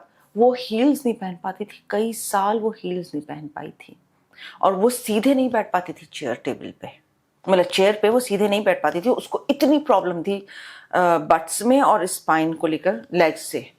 और कहती थी कि वर्षा, अगर मुझे कहीं फंक्शन में जाना होता था ना, 2 दिन से मुझे टेंशन होने लगती थी कि मैं साड़ी के नीचे शूज पहन के जाऊंगी, और तब भी मेरे पैरों में दर्द होता था, और मैं शूज ही पहन के जाती थी, और 2 घंटे से ज्यादा मैं पहन नहीं पाती थी शूज भी। 4.5 दिन की उसने क्लास की थी, और फॉरगेट दैट 4.5 दिन भी, वो मेरे पास सिर्फ बार्स क्लास करने के लिए आई थी। उसने कहा था मैं पहले सिर्फ बार्स क्लास करूंगी आपके साथ। पूरे दिन वो ऐसे बैठी थी चेयर पे, जो उसके लिए सरप्राइजिंग था कि मैं बैठ कैसे गई। बोन्स मेरी इतने पेन करते हैं कि मुझे पीछे होना पड़ता है और ऐसे करना पड़ता है, लेटना पड़ता है। मैं पूरे दिन 7-8 घंटे वो बैठी रही। उसी क्लास में बैठे बैठे उसने फाउंडेशन के लिए एनरोल कराया। फाउंडेशन मेरा नेक्स्ट डे से स्टार्ट हो रहा था। बार्स 1 दिन का होता है, फाउंडेशन 3.5 दिन का होता है। उस 3.5 दिन में करने के बाद उसकी स्नोरिंग, जो वो बहुत ज्यादा लेती थी, snoring you know is a biggest problem, snoring उसकी ठीक हो गई थी। 90% उसने मुझे टेस्टिमोनी दे रखी, और उसने अपने बोला कि 90% में स्नोरिंग ठीक हो गई थी। जबकि ये प्रॉब्लम थी कि मैं अपने हस्बैंड के साथ उस बेडरूम में शेयर नहीं कर पाती थी। हम लोग डिफरेंट बेडरूम्स में सोते थे, और मैं हील्स नहीं पहन पाती थी, मुझे चलने में दिक्कत होती थी, मुझे परेशानी होती थी उठने बैठने में। उसका सारा ठीक हो गया था, क्योंकि हमने ड्रास्टिकली, फाउंडेशन में क्या होता है, हम ड्रास्टिकली आपके बिलीफ सिस्टम्स, आपके कॉन्शियस, सबकॉन्शियस, कॉन्शियस भी छोड़ो, सबकॉन्शियस और बॉडी पे काम करते हैं, और वहां से स्टक एनर्जीज रिलीज करते हैं थ्रू द क्लियरिंग स्टेटमेंट्स, और जो कुछ बॉडी प्रोसेसेस इतने डीप होते हैं जो जाके कोर में आपकी एनर्जी पे काम करते हैं। और ऐसा एक नहीं, कितने लोगों के साथ मैंने किया। डिवोर्स केस लोगों के खत्म हो गए। हस्बैंड ना चाहे या वाइफ ना चाहे उसके बाद भी। Listen again, I am giving you a live example, मतलब मेरे पास टेस्टिमनी है उसकी, प्लीज लोग देख सकते हैं। A lady came to me and she said कि मेरा डिवोर्स चल रहा है, एंड सिर्फ उसने और उसके 4-5 साल के बेटे ने किया था मेरे साथ ये कोर्स। पहले उसने बार्स किया। 4-5 साल के बेटे ने? अलाउड होता है, 16 साल से नीचे के बच्चे फ्री होते हैं करने के लिए। अच्छा। मदर अगर एक पेड पार्टिसिपेंट है, मदर है, फादर है, तो वो बच्चा उसके साथ फ्री होगा। तो एक ही बच्चा था, तो वो अपने साथ लाई थी। पहले उसने बार्स किया, फिर उसने पैसे अरेंज किए, फिर उसने फाउंडेशन आके मेरे साथ किया। उसके बाद वो मेरे टच में रही है, वो मुझसे क्वेश्चंस पूछती रही। आप मानो ना मानो, एलन मस्क, न्यूटन, आइंस्टाइन भी कह चुके हैं कि अगर हमें 60 मिनट्स किसी प्रॉब्लम को रिजॉल्व करने के लिए दिए जाएं, तो हम 55 मिनट्स उसका क्वेश्चन फ्रेम करेंगे, क्योंकि अगर हमने अच्छे से क्वेश्चन फ्रेम कर लिया तो 5 मिनट्स में हमें पता है हमें उसका आंसर मिल जाएगा। एलन मस्क ने कहा कि मुझे बहुत छोटी उम्र में पता चल गया था कि क्वेश्चन में पावर होती है, और एक्सेस कॉन्शियसनेस पूरा का पूरा क्वेश्चन बेस्ड है। क्वेश्चंस पूछो, ठीक है। तो मैंने उसे कुछ क्वेश्चंस उसकी करंट सिचुएशन पे फ्रेम करके दी, और बहुत इंटेंसिवली उसके ऊपर काम किया फाउंडेशन पे, जो मैं सबके साथ करती हूँ। उस बंदी का, उसने कुछ नहीं कहा अपने हस्बैंड से, उसमें इतने ड्रास्टिकली चेंजेस आए कि, और उसने अपने हस्बैंड को कुछ रिप्लाई करने शुरू किए कि ठीक है, तुम भी अब घर का खर्चा दोगे, तुम भी बच्चे का ध्यान रखोगे, ऑल दैट। पहले वो अकेले करी थी, बड़ी मुश्किल से मैनेज करी थी। कुछ दिनों में उसके हस्बैंड का फोन आया कि हमें ना इस रिश्ते को एक और चांस देना चाहिए। उसके हस्बैंड ने मुझसे ये क्लास नहीं करी, पर जैसे ही उसकी एनर्जी चेंज हुई, उसके हस्बैंड की भी एनर्जी चेंज हो गई। उसने डिवोर्स अपने आप ही कैंसिल कर दिया, केस वापस ले लिया, उसके साथ आ गया रहने के लिए। पहले वो 1 BHK में रह रही थी, जब वो साथ आके रहने लगा तो वो 3 BHK में चले गए, नई गाड़ी ले ली। ड्रास्टिकली उसकी लाइफ चेंज हो गई। अब मैं आपके पास आई हूँ, तो आपको ये कैसे पता चलेगा कि मेरी प्रॉब्लम के लिए आपको मेरा आकाशिक करना है, और वहाँ कुछ राज छुपे हुए हैं जो देखना है और कॉर्ड कट करना है, या हमें एक्सेस कॉन्शियसनेस के थ्रू इलाज चाहिए? कैसे पता चलेगा? अगर कोई जनरली मुझसे पूछता है कि वर्षा हमें क्या करना चाहिए, जो आपने क्वेश्चन मुझसे पूछा है, मैं उसे कहती हूँ कि आकाशिक छोड़ो। अगर तुम्हें पास्ट लाइफ के बारे में नहीं जानना है, आ जाओ एक्सेस के क्लासेस में बैठो, तुम्हारा पास्ट भी और प्रेजेंट अच्छा करते हैं, पास्ट का सारा गार्बेज निकाल देते हैं, कॉन्ट्रैक्ट जो भी तुम बैगेज कैरी कर रहे हो सब वो रिलीज कर देते हैं। अब अगर तुम्हें बहुत ज्यादा क्यूरियोसिटी है कि नहीं जी मुझे तो देखना ही है कि मेरा पास्ट क्या था, मैं ऐसे क्या कर्म करके आ रही हूँ जो मुझे ये सब देखना पड़ रहा है, तो करा लो, अदरवाइज चलो ये करो। या कुछ केसेस में जहाँ पे क्लाइंट मेरे सामने नहीं आना चाहता, जिसके पेरेंट्स कहते हैं भाई मेरा बच्चा तो आएगा ही नहीं, तो मैं चाहती हूँ कि आप इसका, मैं आपको परमिशन दे रही हूँ, उसका काशिक करो और इसकी हीलिंग कर दो, जो मैं बहुत क्लाइंट्स की ऐसे करती हूँ, तब मैं करती हूँ। अदरवाइज मैं पहली चीज यही कहती हूँ कि आओ एक्सेस की क्लासेस लो, 4.5 दिन में चलो तुम्हारी रियलिटी चेंज करते हैं। 4.5 दिन इनफ होते हैं या उससे ज्यादा लगेगा? देखो डिपेंडिंग ऑन द केसेस, पर 4.5 दिन आर वेल इनफ। मतलब मैंने इसमें मिरेकल्स होते देखे हैं Shalini, miracles. Name one thing, जो लोग स्टेयरकेस नहीं चढ़ पाते थे, बैकबोन में मेजर प्रॉब्लम थी, आप कुछ भी कह लो, आप सब चीज ट्रांसप्लांट कर सकते हो, आप स्पाइन को ट्रांसप्लांट नहीं कर सकते। एग्रीड? आप एक बेबी जब मम्मी की वूम में आता है, उसकी जो पहली सेल जो बनती है यहाँ पे बैक में बनती है, वो ही आउटग्रो करती है ब्रेन को और स्पाइन को। एक्सेस सीरियसली वहां पे काम करता है और वहां से रिलीज करता है एनर्जी स्टक, जो पास्ट लाइफ से भी आप कैरी कर रहे हो, मम्मी की वूम से कैरी कर रहे हो, और जो पूरी आपकी पर्सनैलिटी को चेंज कर देती है। जो लोग लिटरली अपने ऊपर काम करते हैं ना, वो ये मानते हैं कि उन्होंने पूरा अपने आप को चेंज कर लिया। जो Dispenza, you must have heard about him, कितना मल्टीपल फ्रैक्चर्स हुए थे, उन्हें डॉक्टर ने कह दिया था कि आप कभी चल नहीं पाओगे, आपको अगर हम सर्जरी भी करते तो आप व्हील चेयर पे आ जाओगे, नहीं तो चांसेस है कि आपको पैरालिसिस हो जाए। उनका काफी खराब केस था। विद इन 3 months अपने माइंडसेट के ऊपर काम करके उन्होंने अपनी पूरी एनर्जी ट्रांसफॉर्म कर ली थी और वो आ गए थे। Base is the energy, mindset, उन्होंने अपने ऊपर काम किया और आ गए। What is access consciousness? Working emotionally on the energy, emotions, mindset, और आप चेंज कर लो अपने आप को। कोई ऐसा भी है जो ये नहीं कर पाता है, वीक होता है, उसको वापस खाली हाथ जाना पड़ता हो? ऑनेस्टली मैं बताऊं, मैंने ऐसा देखा नहीं है। मतलब मैं ये नहीं कहूँगी मैंने 100%। एक क्लाइंट पे मैंने किया था जिसको कुछ मेंटल काफ़ी डिसऑर्डर था, उसमें भी 20-30% असर उसकी मम्मी बहुत खुश हुई थी कि अब ये काम होने लगी है।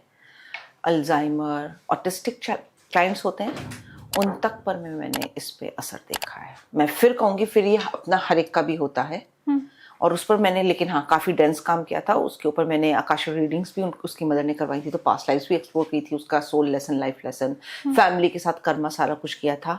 और फिर जब एक्सेस कराया था तो काफ़ी कुछ उससे भी रिलीज कराया था और उन्हें अंतर दिखाई दिया था। मैं ये नहीं कहूँगी 100% ठीक हो गए थे, बट 20-30% रिजल्ट आया था।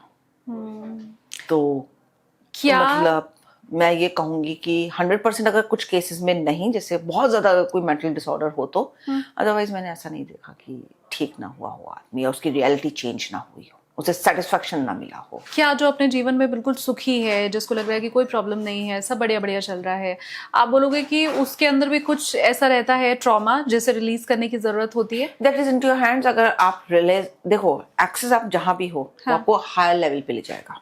हाँ, सब कुछ अच्छा चल रहा है, वेरी गुड। बहुत क्लाइंट्स मेरे पास ऐसे आते हैं, मैम सब कुछ बहुत अच्छा चल रहा है, ओके, लेकिन हम अब आगे क्या करें? तो आ जाओ। अगर तुम्हें आ रहा है आगे क्या करें, तो कहीं ना कुछ स्टकनेस है जो तुम आगे नहीं जा पा रहे हो। अभी में ठीक है, पर अब अगर इससे आगे जाना और नहीं जा पा रहे हो, तो कुछ ना कुछ तो स्टकी है तुम्हारे अंदर। चलो आओ उसे रिलीज करते हैं और फिर देखो कैसे लाइफ चेंज होती है।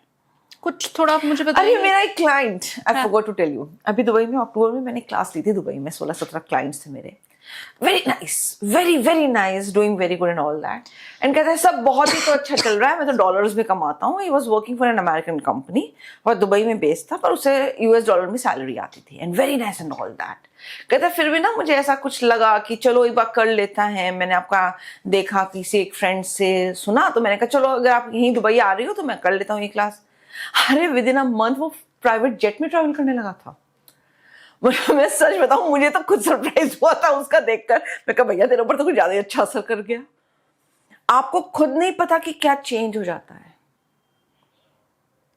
थोड़ा मेरे लिए अभी भी हाँ, यकीन मतलब कर पाना मुश्किल है, क्योंकि हम लोग बहुत ज्यादा पास्ट लाइव्स और पास में स्टक होते हैं तो हम सोच भी नहीं पाते कि जिंदगी इतनी खूबसूरत भी चेंज हो जाती है। हाँ। बट हो जाती है चेंज शालिनी, अगर आपका अपने डिटर्मिनेशन हो ना अपने आप से, आप कुछ भी चेंज कर सकते हो। मैं फिर कह रही हूँ यहाँ पे, मैं किसी साइंस को नेगेट नहीं करती, कुंडली को या आकाशिक रिकॉर्ड्स को। मैं तो खुद आकाशिक रिकॉर्ड्स करती हूँ। तो मेरे से 3 पॉडकास्ट कर रखे हैं हमने। तो हाँ। आपके टेक ऑफ विद एसकेटी के साथ भी किया था मैंने। हाँ। पहला जो आपने जब मुझे इनवाइट किया था, तो मैं उसे नेगेट नहीं कर रही हूँ। लेकिन जब आपने मुझसे ऑनेस्टली पूछा कि क्या कराना चाहिए, तो मैंने क्या कहा, एक्सेस कराओ।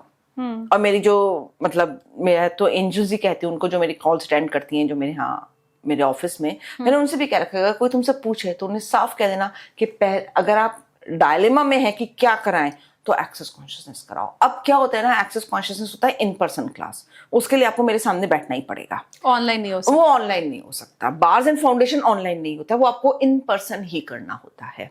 तो अगर कोई डिस्टेंट क्लाइंट है अमेरिका कनाडा का और वो कहते हैं नहीं जी हम आ नहीं सकते हैं, और अगर वर्षा जी अभी नहीं आ रही है कनाडा अमेरिका, तो हम चलो हम उनसे ये ले लेते हैं, उसमें वो हमारी हीलिंग और हमें रेमेडीज बताएंगे और हमारी हीलिंग करेंगी। तो मैं कर देती हूँ आकाशिक रिकॉर्ड्स, और उसमें हीलिंग भी करती हूँ मैं, उनकी रेमेडीज भी देती हूँ, फॉलोअप सेशन भी करती हूँ। अदरवाइज मेरी फर्स्ट ये हमेशा कहती हूँ मैं, आओ एक्सेस की क्लासेस करो। थोड़ा अगर आप मुझे इसकी टेक्निक बताएं कि क्या टेक्निक होती है। सुन के तो ऐसा लग रहा है कि कोई जादू की छड़ी है जो घुमाते हैं और भैया है तो ये जादू की छड़ी ही। हाँ। इसमें क्लियरिंग स्टेटमेंट है जिसे हम सच में मैजिकल वैंड बोलते हैं, और वो आपका right wrong good bad POD POC all 100 shorts boys POVADs creations basis and beyonds, ये इतनी ब्यूटीफुली डिजाइंड है कि ये इसी लाइफ से नहीं, जितनी भी पास्ट लाइफ से आप लेकर आ रहे हैं ना, बैगेज बिलीफ सिस्टम्स, वो आपका है, क्लियर कर देता है। आपने सुना होगा शालिनी, फियर और फोबिया तो हर एक कोई सुनता है। फियर इज एक्सप्लेन्ड, आप समझ सकते हो भाई मुझे इस चीज का फियर है, मेरा एक बार हाथ जल गया था तो मुझे तो आग से डर लगता है, आपके पास उसकी रीजनिंग होगी। फोबिया का science always says unexplained fear है ये, जिसे आप एक्सप्लेन नहीं कर सकते फोबिया का। वो आपका पास्ट लाइफ से आता है। पानी में आप कभी डूब के मरे, जैसे मुझे क्लस्ट्रोफोबिया है, अब तो मेरा बहुत कम हो गया है अपने ऊपर काम करके, पर फिर भी मुझे है। मैं अभी भी डीप वाटर में नहीं जा पाती हूँ। अब इतना हो गया है मुझे कि हाँ मैं पैर वैर डाल लूंगी किनारे में बैठ के, क्रूज पे चली जाती हूँ, थोड़ा सा वाटर स्पोर्ट्स कर लेती हूँ। पर अगर कोई मुझे कहे डीप वाटर में चली जाओ तुम और ये वाला कर लो, तो मैं नहीं करूंगी उसको। ठीक है, that is a phobia which I saw me myself drowning in many of my past lifes and I died there. So I have phobia and claustrophobia and all that. काफी कम हुआ है मेरा पहले से, लेकिन मैं ये नहीं कह सकती जड़ से खत्म हो गया, and I am okay with that. तो साइंस ये मानती है कि आपके कुछ अनएक्सप्लेन्ड फियर्स होते हैं जो आप पास्ट लाइफ से ला रहे हो। ये क्लियरिंग स्टेटमेंट चाहे इस लाइफ के बिलीफ सिस्टम्स हो चाहे पास्ट लाइफ के बिलीफ सिस्टम्स हो, वो सारा वहां से रिलीज करता है। हम हमेशा बात करते हैं प्रेजेंट मोमेंट में रहने की, थॉटलेस स्टेट की। ट्रस्ट मी, अगर आपको बहुत थॉट्स आते हैं ना, चलो तुम फाउंडेशन नहीं भी करना चाहते, एक दिन की बार क्लास कर लो, तुम देखोगे कैसे तुम्हारा माइंड साइलेंट हो जाता है। और मुझे लोगों ने इसमें टेस्टिमनीज दे रखी हैं कि इतना साइलेंट हो गया ना बार्स रन करने के बाद हमारा माइंड, जो उन्होंने कभी सोचा भी नहीं था। मैंने जब पहली बार अपने बार क्लास करी थी, उस दिन मुझे रियलाइज हुआ था कि मेरे पास एक फिजिकल बॉडी भी है, और मैं उस दिन बच्चों की तरह आके सोई थी। आई रिमेंबर मेरी बॉडी ने मना कर दिया था कि तुझे स्लीपिंग पिल्स आज नहीं लेनी है, और बिना स्लीपिंग पिल्स के, और मैं बड़ी ताजगी के साथ सुबह उठी थी। क्या टेक्निक है इसकी? 32 पॉइंट्स हैं आपके सर पे, आप उसे जेंटली प्रेस करते हैं, पावर बैंड है, वहां से एनर्जी आपने पुल करी, एक्टिवेट किए अपने सारे एनर्जी सेंटर्स, और यहाँ से रिलीज करना शुरू कर दिया। जितनी भी आपके स्टक इमोशंस हैं आपके यहाँ पर, पूरे आपकी फिजिकल बॉडी से आपका ब्रेन कनेक्टेड होता है, ये तो हम मानते हैं। पूरा कंप्यूटर है आपकी फिजिकल बॉडी से, एज अ कंप्यूटर ले लो, और सीपीयू क्या है, आपका ब्रेन है, वहाँ पे सारी प्रोग्रामिंग है, यहाँ पे रन करना शुरू किया। लोगों ने मुझे बताया कि हमारे हाथ से एनर्जी निकल रही थी, सेंसेशन फील हुआ, और डीप स्लीप में चले गए, सो गए। इतना हल्कापन, जब सेशन के बाद उठे हैं हल्कापन महसूस होने लगा, क्योंकि यहाँ पे हमने प्रेस किया और सारा इलेक्ट्रिकल डिस्चार्ज होने लगा। भाई इलेक्ट्रोमैग्नेटिक फील्ड ये ना, ऑरा को इंग्लिश में हम क्या बोलते हैं, इलेक्ट्रोमैग्नेटिक फील्ड। इलेक्ट्रोमैग्नेटिक फील्ड किससे बना, आपके इलेक्ट्रॉन्स फोटॉन्स न्यूट्रॉन्स से। वो कहाँ से आया, आपका थॉट इमोशंस से, जो मैंने आपको बताया है तो सारा कुछ बेस में सेल्स ही, वहां से सारा डिस्चार्ज होने लगता है, इलेक्ट्रिक मैग्नेटिक डिस्चार्ज हुआ, और आप ईज में आने लगते हैं। जो चीज आपके सिस्टम में आपके लिए जरूरी नहीं है वो सब खत्म, डीक्लटरिंग जिसे हम कहते हैं, वो डीक्लटरिंग शुरू हो जाती है आपकी। ये टेक्निक है। फिर वर्बल प्रोसेसेस होते हैं। Right wrong good bad POD POC all 100 shorts boys POVADs creations basis and beyonds, ये इसका क्लियरिंग स्टेटमेंट है, जिसका मतलब होता है राइट रॉन्ग गुड बैड। हर चीज के साथ हमें कितनी आदत होती है ना शालिनी, सही गलत अच्छा बुरा लगाने की, वो सारी बिलीफ सिस्टम्स ऐसे खत्म करता है। पॉड पॉक, पॉड का मतलब होता है point of destruction and pock, pock का मतलब होता है पॉइंट ऑफ क्रिएशन। जिस भी लाइफ से आपका कोई भी बिलीफ सिस्टम बना होगा, उसी लाइफ पे जाके वो उसे डिस्ट्रॉय कर देगा, वहीं से उसे खत्म कर देता है। ऐसे ही क्रिएशन जनरली, जैसे आपने क्या कहा है अभी, आपने थोड़ी देर पहले बोला था कि हमारे माता पिता हमारे लिए रिश्ता चुनते हैं, देखते हैं, हम लोग यही तो इसी तरह से तो शादियां होती हैं ना, ये सब करते हैं। तो आप क्रिएशन अपने लिए कुछ भी नहीं कर रहे हो, दूसरे लोग आपके लिए क्रिएट कर रहे हैं। जब आप क्रिएशन बोलते हो तो जहां भी आपने दूसरों को पावर दे रखी है ना अपनी लाइफ को क्रिएट करने की, आप वहां से उनकी सारी पावर खत्म करके अपने आप पावर लेते हो और वहां से अपनी जिंदगी चलाना शुरू करते हो। तो सारा आप धीरे धीरे धीरे क्लियरिंग स्टेटमेंट से, प्रोसेसेस से, बॉडी के प्रोसेसेस होते हैं जिससे आपका ऑटो इम्यून जो होता है ना, इम्यून सिस्टम, इम्यूनिटी आपका बूस्टर होता है। हर बीमारी में आपको बीमारी कैसे लगती है, कहीं ना कहीं आपका इम्यून सिस्टम वीक हो जाता है। डॉक्टर्स ये तो कहते हैं तुम्हें ये प्रॉब्लम हुई है कि तुम्हारा इम्यून सिस्टम ठीक से काम नहीं कर रहा है। बेस में यही आता है ना, इम्यून सिस्टम को हम स्ट्रॉन्ग करते हैं 4.5 दिन में, 3.5 दिन में फाउंडेशन के, और भी बॉडी प्रोसेस होते हैं जिससे हम आपकी बॉडी को ईज में लाते हैं। बचपन में मम्मी पापा ने किसी बात पे डांटा, माइंड से वो मेमोरी वॉश आउट हो गई, लेकिन वो बॉडी में स्टक है।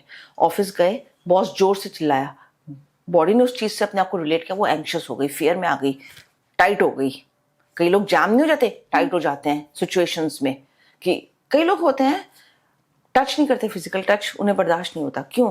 कहीं ना कहीं उन्हें बचपन में बहुत ज्यादा एक तरह से फिजिकली अब्यूज किया जाता है कि वो दूसरे के टच के साथ अच्छा मतलब जेल नहीं कर पाते, उन्हें अच्छा नहीं लगता कि कोई उनकी बॉडी को टच करे।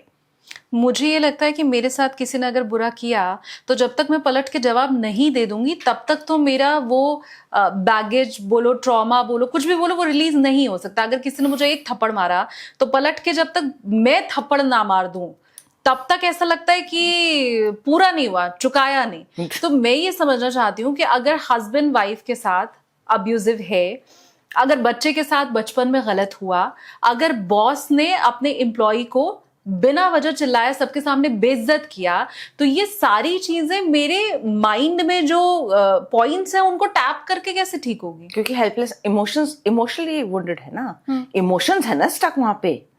शालिनी, ऐसा नहीं होता है कि जब तक वो हिसाब बराबर नहीं होगा तो वो चुकता नहीं होगा।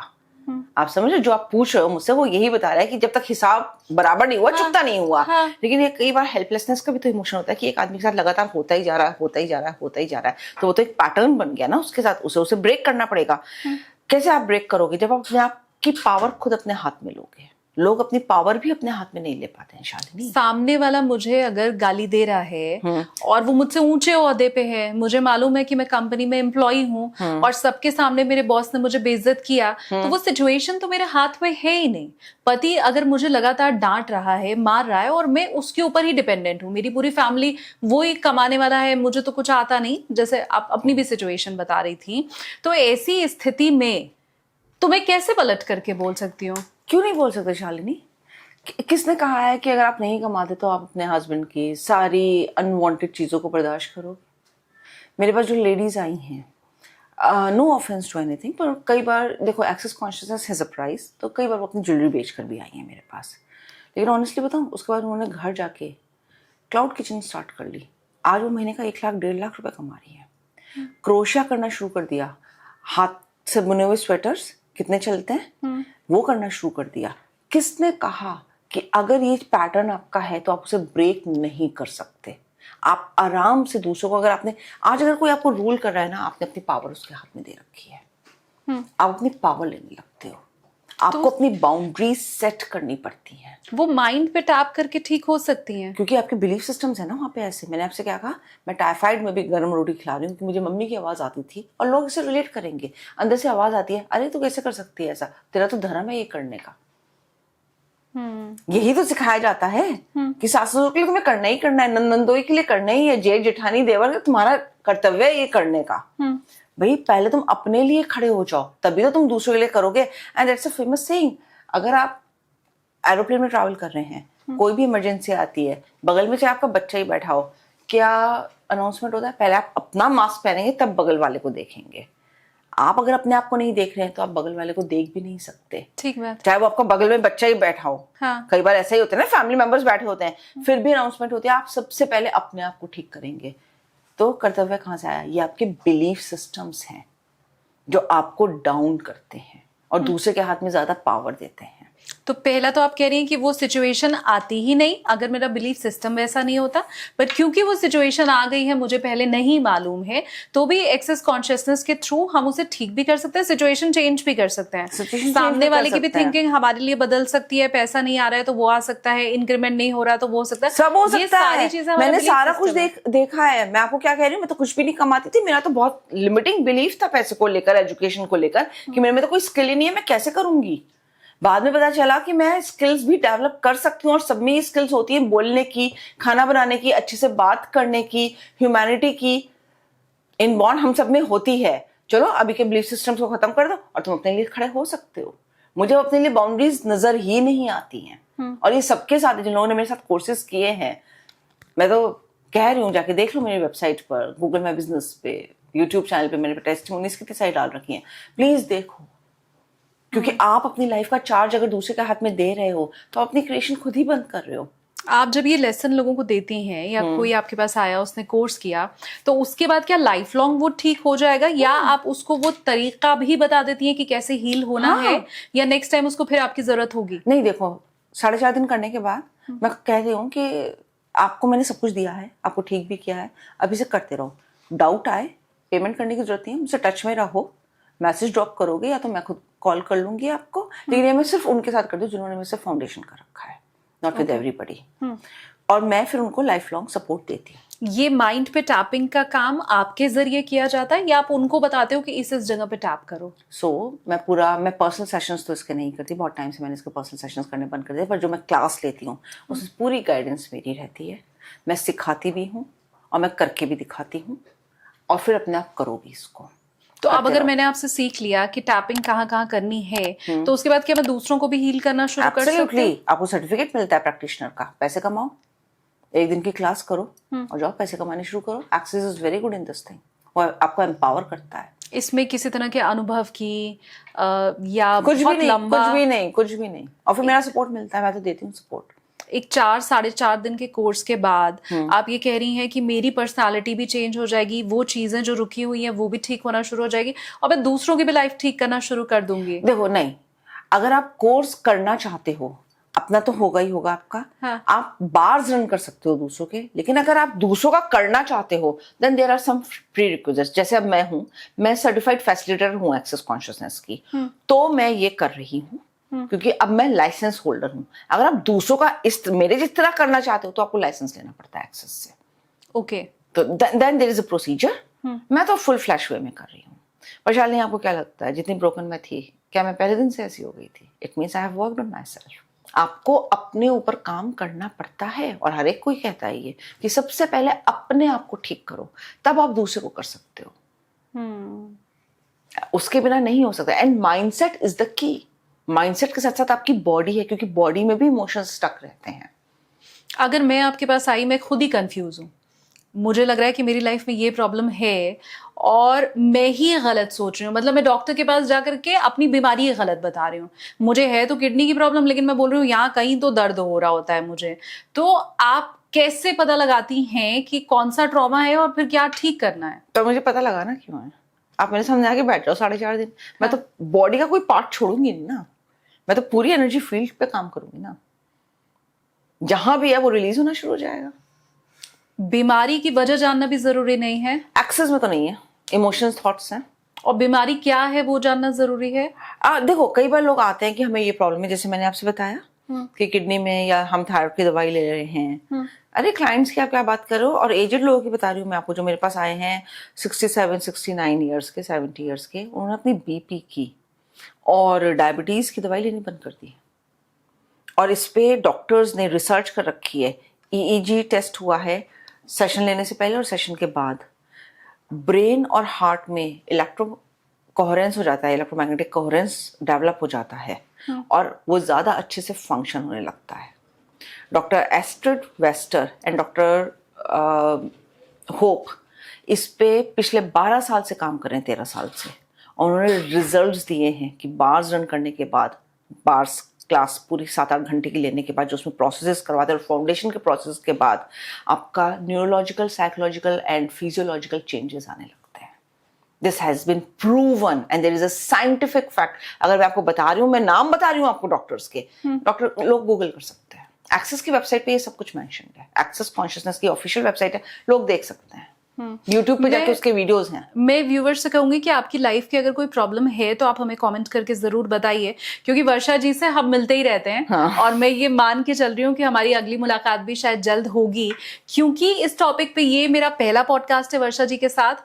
तो नेक्स्ट टाइम जब हम उनसे पॉडकास्ट करेंगे तो आपकी उस प्रॉब्लम को भी हम डिस्कस करेंगे कि क्या एक्सेस कॉन्शियसनेस उस प्रॉब्लम पे वर्क करता है या नहीं करता है। मेरे लिए ऑनेस्टली, मैं अभी भी आपको बता रही हूँ वर्षा जी, 1 घंटा बात करने के बाद भी, कि मेरे लिए अब भी ये मानना समझना थोड़ा मुश्किल है। मैं डेफिनेटली उन टेस्टिमनी को जरूर पढ़ूंगी जो आप कह रही, मैं पढ़ूंगी और मैं मान के चल रही हूँ फिर मेरे व्यूवर्स भी जरूर पढ़ेंगे। मेरी वेबसाइट पर भी हैं, मेरे गूगल माय बिजनेस पे लिखे हुए हैं और मेरे उस पर भी हैं, यूट्यूब के चैनल पर भी। मैं हालांकि मेरे व्यूवर्स के कमेंट पे ज्यादा भरोसा करती हूँ। प्लीज, हाँ। मैं ये मान के चलती हूँ कि वो मुझे देख रहे हैं तो वो कभी भी गलत बात तो कमेंट में नहीं बताएंगे, क्योंकि मैं पहले आपसे ये सवाल पूछ चुकी हूँ तो मैं दोबारा रिपीट नहीं करूंगी कि टेस्टिमनी तो खरीदे भी जा सकते हैं। ये मैं पहले वर्षा जी से पूछ सकती हूँ कि मैं कैसे मानूं, आपने खुद ही लिखवाया होगा, पैसे दिए होंगे, तो मैं वो सवाल तो रिपीट नहीं करती। बट मैं ये मानती हूँ कि मेरे व्यूवर जो कमेंट करते हैं वो ट्रू होते हैं, तो उस पर बिलीव करते हुए मैं उनके कमेंट का वेट भी करूंगी वर्षा जी, और उनके जो सवाल होंगे,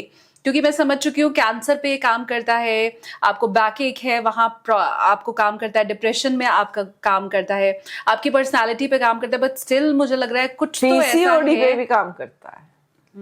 मैं लेट्स सी क्या व्यूअर हमें कमेंट करके रिंकल्स पे बताते हैं। काम करता है, ट्रस्ट मी।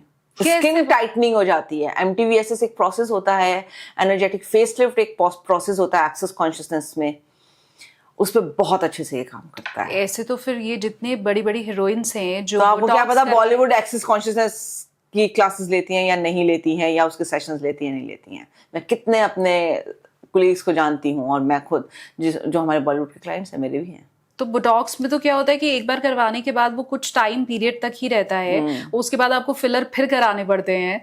तो ये क्या एक्सेस कॉन्शियसनेस में भी होता है कि वो एक, आप भाई देखो, हम आपको सिखा देंगे, अपने आप करते रहो। मैंने आपसे क्या कहा, उसके बाद हमारा आपको सपोर्ट मिलता है, आप खुद कर लो। तो ऐसे आप कह रही हैं 70 साल की उम्र में भी फाइन लाइंस किसी को नहीं होंगी? अरे मेरे पास टेस्ट, मैं फिर कह रही हूँ लोगों को, प्लीज जाके एक्सेस कॉन्शियसनेस की ऑफिशियल वेबसाइट पर देख लेना।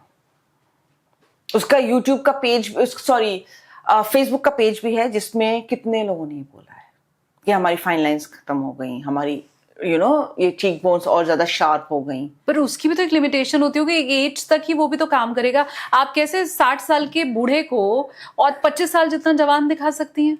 मुझे क्यों दिखाना है? आप प्रोसेस लो, आपकी अपनी बॉडी है, वो जितना रिलीज करेगी वो उतना ज्यादा एनर्जेटिक फील करेगी, वो उतना ज्यादा एनर्जेटिक फील करेगी। अब ये अगेन मेरे लिए बहुत चौंकाने वाला है। अच्छा ठीक है, मैं ऐसा करूंगी, मैं आपको ना इसका स्क्रीनशॉट जरूर भेजूंगी, मेरे पास उसके सारे फैक्ट्स एंड फिगर्स हैं, आप इस पॉडकास्ट में लगाना जरूर उसको। हम आपके टेस्टिमनी के अलावा दूसरी किस जगह पे इसको क्रॉस चेक कर सकते हैं? एक्सेस कॉन्शियसनेस की वेबसाइट पे। मैं तो आपको नाम बता रही हूँ, और मैं आपको एक फॉरेन लेडी की ही पिक्चर भेजूंगी। अच्छा चलो, मैं अपने क्लाइंट की भी नहीं भेजूंगी, जो वेबसाइट ने हमें दे रखी है, जो कंपनी हमें देती है, मैं आपको वो भेजूंगी, और आप लगाना जरूर। मैं ये भी लोगों से कमेंट आते हूँ कि आप में से कोई भी ऐसा है जिसने कभी ये सर्विस पहले ली है, किसी से भी, वर्षा जी से लिए, किसी से भी, आपने कभी भी एक्सेस कॉन्शियसनेस से आपके जीवन में बदलाव आया, तो प्लीज मुझे आप कमेंट करके बताना। ये वाला कमेंट तो मैं ऑनेस्टली कह रही हूँ मेरे लिए है, क्योंकि मैं बार बार बोल रही हूँ कि मेरे लिए अभी भी बिलीव कर पाना मुश्किल है, और शायद वो कमेंट जब आएगा तो मेरा भरोसा और मजबूत होगा। तो ये पहली बार आप कमेंट करना मेरे खुद के लिए। आज तक मैंने ऐसा नहीं कहा कि आप शालिनी कपूर तिवारी के लिए कमेंट करो, पर आज मैं कह रही हूँ ये सर्विस आपने कभी ली है, आपका बिलीफ सिस्टम है, ऐसा बदलाव आपके जीवन में आया, तो प्लीज आप मुझे कमेंट करके Shalini, you can always work on your body. I remember आपने एक पॉडकास्ट में मुझे कहा था वर्षा 52 के नहीं लगते। हाँ राइट। हाँ, अब वो क्या पता मैं कितना MTVSS या एनर्जेटिक फेसलिफ्ट अपने ऊपर करती हूँ, you have no idea at all. Oh wow, मुझे भी पता चल गया कि मुझे अगले 10-12 साल में क्या करना है। Right? So you can always, what I said, and this is scientifically proven, physiological, neurological and psychological, आपके अंदर चेंजेस आते हैं आप जब ये क्लासेस करते हो तो। ठीक है। अब वर्षा जी, जाते जाते मैं ये प्रॉमिस आपसे लेना चाहती हूँ कि क्योंकि एक्सेस कॉन्शियसनेस पे ये हमारा पहला पॉडकास्ट है, मेरे व्यूअर के जो कमेंट आएंगे उनको एड्रेस करते हुए 5 से 6 कमेंट तो मैं जरूर लूंगी आपका, ये मैं प्रॉमिस करती हूँ आपको। हम इसी टॉपिक के ऊपर आगे भी पॉडकास्ट करेंगे। प्लीज करिए, क्योंकि ये बहुत अच्छा टॉपिक है। लोगों को सच में नहीं पता कि, अरे एक बार बताऊं मैं आपको, ये तो आप भी मानते होंगे, God help those who help themselves. आप अपने ऊपर कैसे काम करोगे? बुद्धा उस टाइम में हुए हैं जब बहुत ज्यादा मंत्रों का, देखो मैं भी पूजा पाठ करती हूँ, मैंने हमेशा ये कहा है। हाँ। और आकाशिक रिकॉर्ड्स तो मैं करती ही अपने भगवान स्पिरिट गाइड से चैनल करके हूँ, उसके बिना तो मैं कर ही नहीं सकती। मैं शिव भगवान को बहुत ज्यादा मानती हूँ, क्योंकि मेरा उनका जो कहते हैं ना, शिव भगवान के जेवर कौन है? स्नेक, एनाकोंडा, है ना, वो मेरे स्पिरिट गाइड्स हैं। तो ऐसी बात नहीं है मैं उन्हें नहीं मानती, लेकिन उस टाइम पे बुद्धा हुए हैं जब बहुत ज्यादा मंत्रों का और पूजा पाठ का रिवाज था, हवन यज्ञ का। उस टाइम में उन्होंने कहा कि अपने बिलीफ सिस्टम्स पे काम करो, अपनी सोच पे काम करो, तुम्हारी सोच बहुत जरूरी है। वहां से सब कुछ तुम बदल सकते हो, और ये बुद्धा ने कह रखा है। हाँ। ये चीज ओशो ने भी बोली है कि आप साइलेंस में रहो, अपने थॉट्स पे काम करो, मत आने दो कुछ ऐसी चीजें।